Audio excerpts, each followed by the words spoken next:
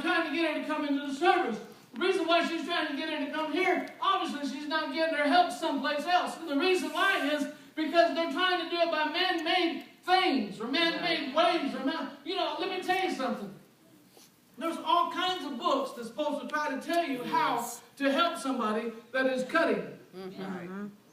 There's all kinds of written things. There's all kinds of psychiatrists that will tell you how to correct this thing or correct that thing. But yet, they can work with these people all their life, but it don't stop it. That's right. Because no matter how many hours this lady that we know spent with somebody helping her, how much medicine they gave, she's still doing the same thing over and over because there's a spirit that's connected to it, and it's trying to destroy it. That's right. Oh, you see, and I got to be careful because I start going into that familiar stuff. Because we do have familiar spirits that come against us. Yes, we do. We do. Every one of us.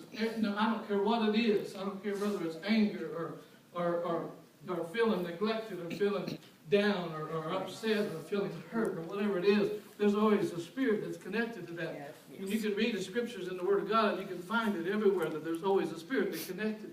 What I'm trying to tell us today is I'm serving a greater God than all these other spirits.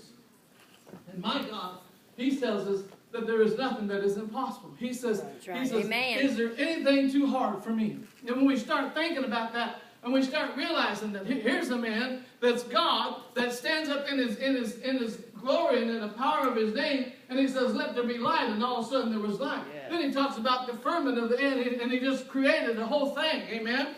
He had the way to destroy it. He had a way to make it back.